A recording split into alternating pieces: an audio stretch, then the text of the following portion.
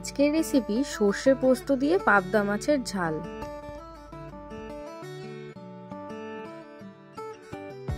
নিয়ে নিয়েছি পাবদা মাছ। মাছগুলোকে আগে থেকে ভালো করে জলে ধুয়ে পরিষ্কার করে নিয়েছি। এরপর এর মধ্যে সামান্য নুন,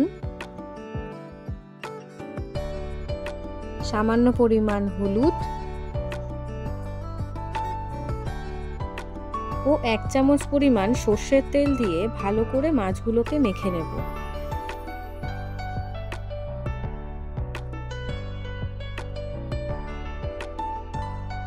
এবারে মাছগুলোকে প্রথমে ভেজে নেব। তার জন্য কড়াইতে পরিমাণ মতো সর্ষের তেল নিয়ে নেব। তেল গরম হয়ে গেলে একে একে মাছগুলোকে দিয়ে দেব।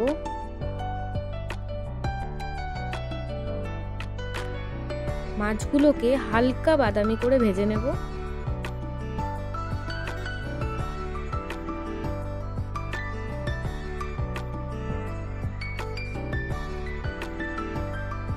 ভাজা হয়ে গেলে একটা প্লেটে তুলে নেব।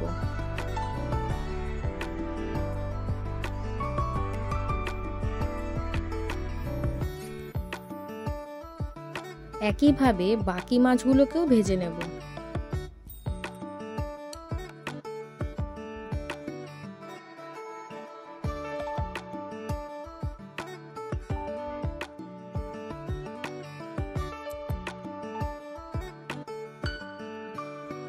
মাছ ভাজা হয়ে গেছে। এরপর মাছের গ্রেভি করার জন্য ওই তেলেই কিছুটা কুচনো পেঁয়াজ দিয়ে দেব। পেঁয়াজগুলোকে হালকা বাদামি করে ভেজে নেব। পেঁয়াজ ভাজা হয়ে গেলে দিয়ে দেব এর মধ্যে আগে থেকে বেটে রাখা সর্ষে, পোস্ত ও কাঁচা লঙ্কার পেস্ট।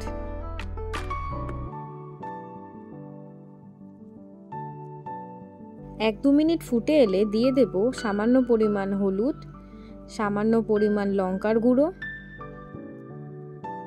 ও স্বাদমতো নুন দিয়ে একটু মিশিয়ে নেব।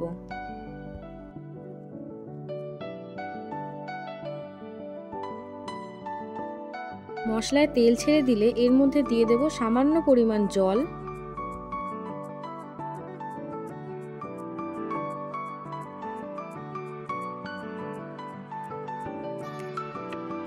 ঝোল ফুটে এলে এর মধ্যে ভেজে রাখা মাছগুলোকে একে একে দিয়ে দেব।